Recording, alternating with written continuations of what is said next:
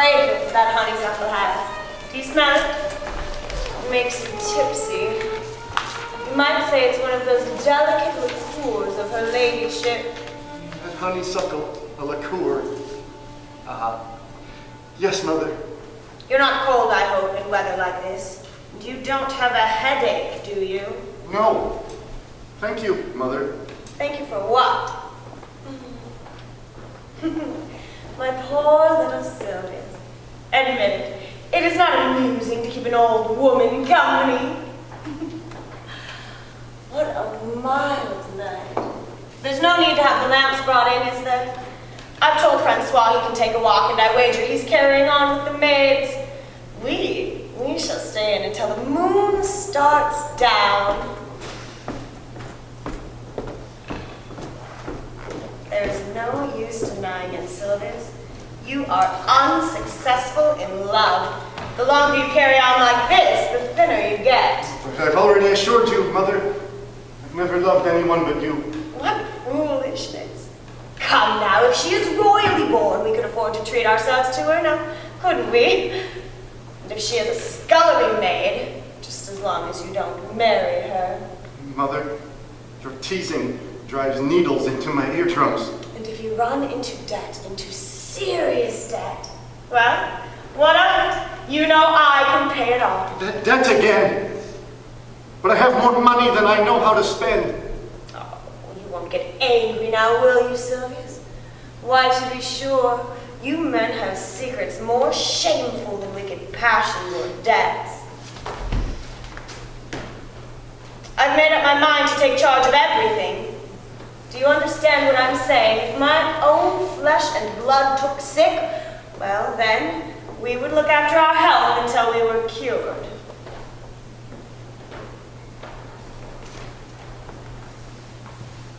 You have gone mad, Mother. Yes. Yes, I'm actually beginning to believe I'm losing my mind every time I set eyes on you. Haven't you noticed how the sight of you inspires me with fear? With fear? Oh, I didn't mean to cause you pain, Sylvius. What little slut has taken my Sylvius away from me? Because there is a slut at the bottom of this, I am sure of that. Why not make it several sluts, if that's what you want to hear, Mother? Or perhaps a dreadful vice. One of those vices we respectable women don't have even the slightest inkling. Since this has happened to you, I've started reading novels in an attempt to understand you, and I haven't yet discovered anything I didn't already know. Oh? I can well imagine. It's settled. Tomorrow we shall invite guests, women, young ladies. You'll see your cousin Sylvia again. There was a time when you used to follow her around like a little puppy, and now she's grown quite charming. A bit of a flirt, I grant you, but so captivating with her imitations of all the popular singers in vogue. My word, woman should be the sole preoccupation of man. Then love makes you beautiful. You will have a chance to question the mirror in your dressing room. The mirror in my dressing room? Dear God! Women, young ladies, creatures who all have mirror reflections in the depths of their eyes. Mother! Mother, do you want to kill me? What? Still harboring ideas on the subject of mirrors? So it is serious, this mania of yours. My word, he has ended up imagining he is ugly. Mama, I beg you, let's drop this. Dear God, you can see that I'm stifling. Won't you ever understand? Oh, it's been incessant persecution for the past week. You're crushing me. No, I'm not ill. I need to be alone. That's all it is. So, invite all the mirrors that you like and hang from the walls all the women on earth. But do not tickle me to make me laugh.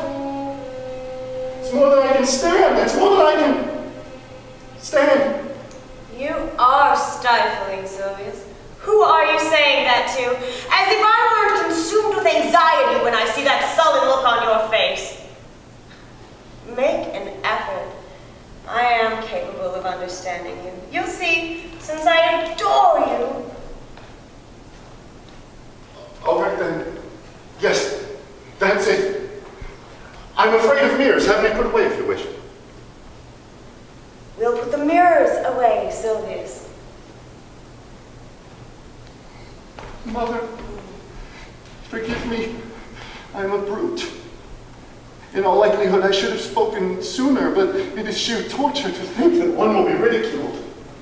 And this can scarcely be said in a word or two. Mother, what do you see when you look at yourself? I see myself, dear Sylvius. I see an old woman, alas.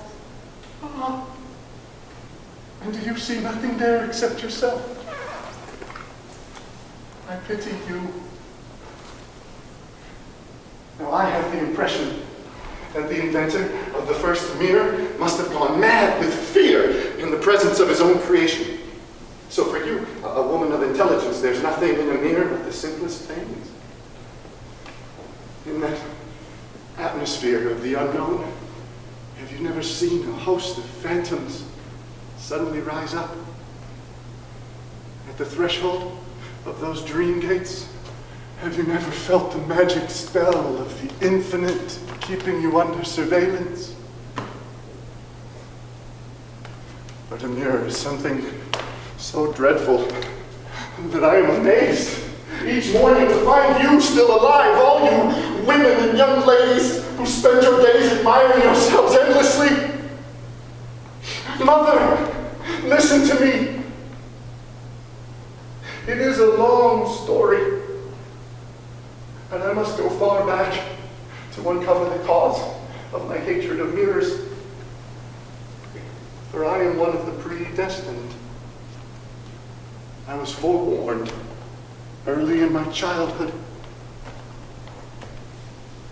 I was 10 years old. I was down there in the pavilion of our park, and in view of a huge, huge mirror, which has not been there for ages, I was leafing through my school notebooks. I had a makeup assignment to write out.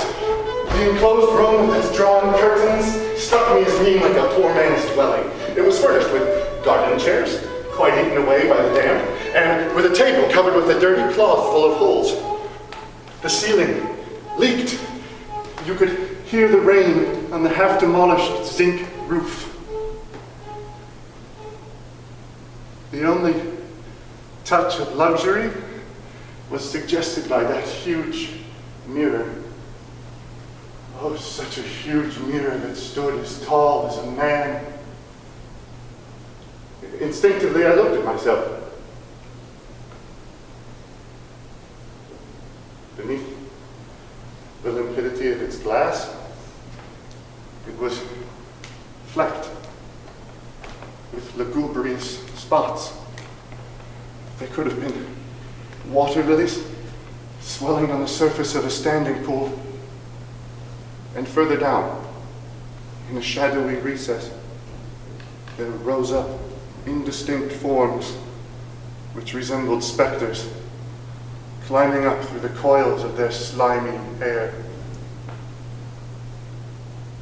I remember, as I stood there staring at myself, that I had the strange sensation of plunging up to my neck into that looking glass as though it were a muddy lake. I had been locked in. I was doing penance, and thus I was compelled, like it or not, to remain immersed in that stagnant water.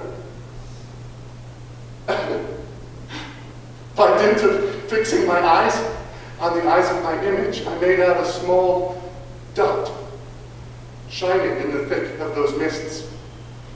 And at the same time, I discerned a faint insect sound coming from the place where I saw the dot. Almost imperceptibly, this dot spread out into a star. It crackled like darting streaks of lightning in the depths of that somnolent atmosphere. It buzzed the way a fly does against a window pane. Mother, that is what I saw and heard. I was not dreaming. I was wide awake. No possible way for a 10-year-old to explain it, nor could a grown-up do any better. I was aware that the pavilion had a shed attached, but it was unoccupied. I told myself that, in all probability, some spider of an unknown species was about to leap at my face. And paralyzed, I remained rooted to the spot, my arms frozen at my sides.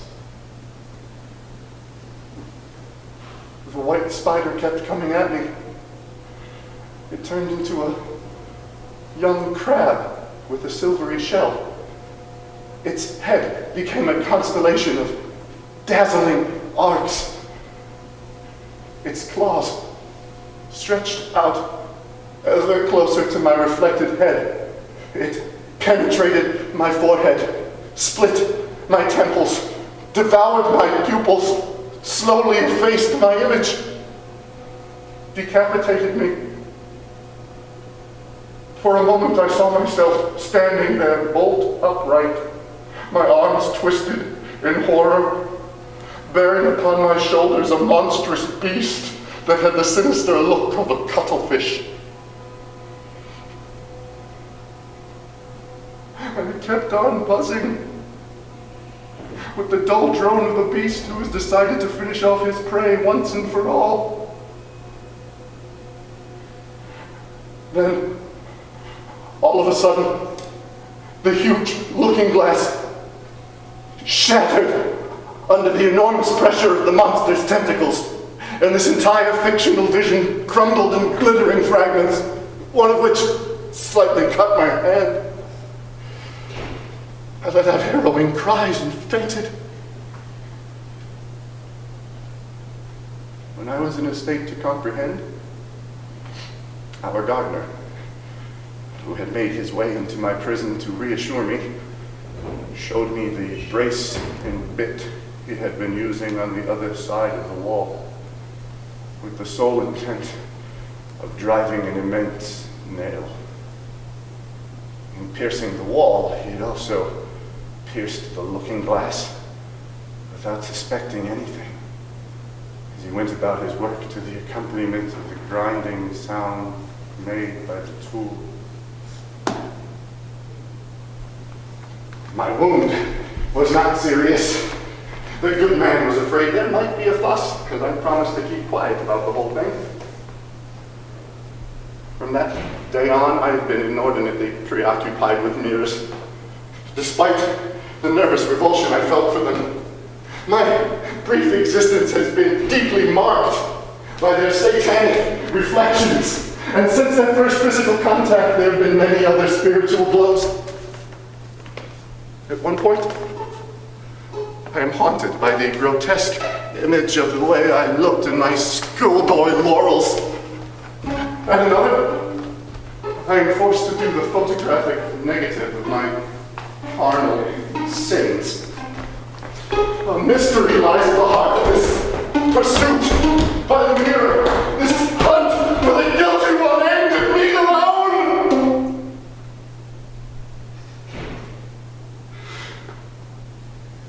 At me alone?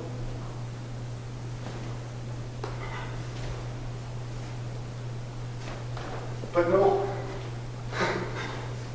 Believe me, Mother, those who see clearly are as terror-stricken as I am. After all, does anyone know why this piece of glass that we coat with quicksilver suddenly acquires the depths of an abyss and makes the world double?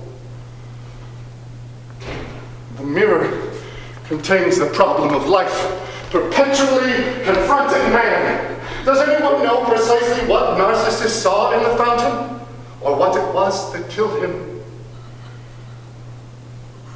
No, you terrified me, Sylvius. So you were not just telling me far-fetched stories. Is it true that you really think of such things?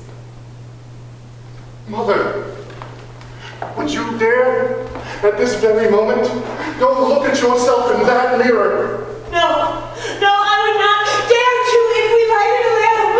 Dare! I knew you too would be afraid. Woman! Why do you insist on peopling our apartments with those cynical blunders that ensure I can never be alone? Why do you throw in my face this master spy who has the power to weep my tears? One evening, as I was draping a fur pelisse over your shoulders while we were leaving a ball, I saw in the mirror, smiling voluptuously, a lady who resembled you, Mother. One morning, while I was waiting for my cousin Sylvia, cooling my heels at her doorstep, a bouquet of orchids in my hand, I saw the door swing partly open on an immense looking glass, where there was reflected a beautiful naked girl in a provocative pose. Mother, mirrors are deep pits where women's virtue and men's peace of mind founder together. Shut your mouth! I wish to hear nothing more from you. Mother, have you ever noticed and come across those soliciting mirrors that grab you by the sleeve in the streets of great cities? Or those that drop down on you suddenly like cloudbursts? Or the mirrors in shop windows encased in frames which are disgustingly sham as creatures for sale are enveloped in rouge and tinsel? Have you seen them as they offer you the resplendent flanks where each and every passerby has slept in quick succession? Infernal mirrors. But they accost us on all sides. They spring up from oceans, rivers, streams. By drinking out of my own glass, I confirm my own hideousness. Our neighbor, who thinks he only has one ulcer, always has two.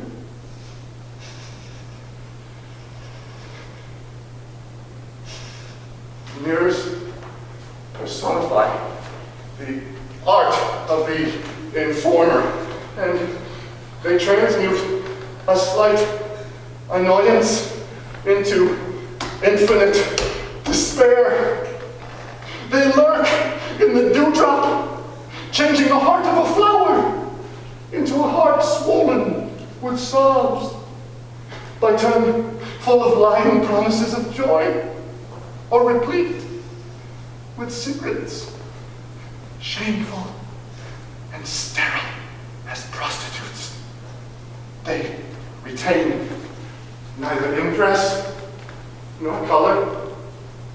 If she has fallen into the arms of another in front of the mirror which I contemplate, I always see myself in the place of the other.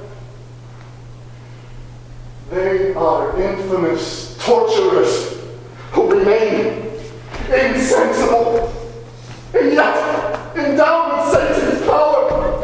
If they saw God, Mother, they would look just like him. Sylvia, the moon has fallen to the corner of the wall. Go and fetch a lamp. I want to look in there. Oh, I tell you these things because you force me to. I truly lack all qualities to become the fatal voice of revelation. But it is fitting that blind women, quite by chance, discover the terrifying situation they create for men who see, even in the shadows. Sumptuously, you install these relentless jailers in our quarters. For love of you, we must endure them. And in exchange for our patience, they strike us in the face with our own image, our own vileness, our own absurd gestures. Ah! Curse be your devils! At least this once, curse be our rivals! Between you and them, there exists a diabolical pact!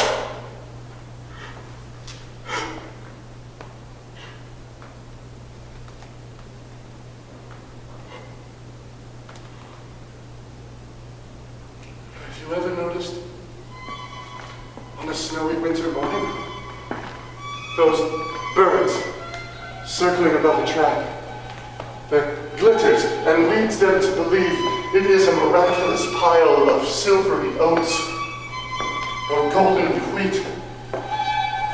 Have you seen them as they fall one by one, wings broken, beaks bloody, their eyes all the while still dazzled by the splendors of their delusion? There is the mirror to catch skylarks, and there is the mirror to catch men. The one that lies in wait at the dangers carrying their obscure existence. The one that will watch them die, forehead pressed against the glazed crystal of its enigma.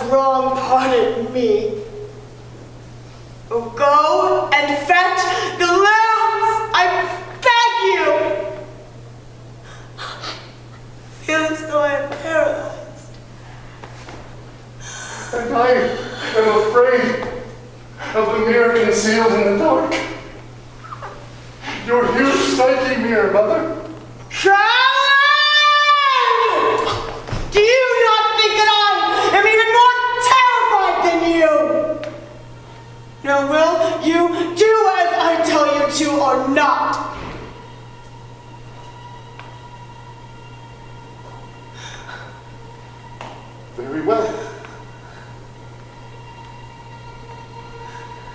So be it.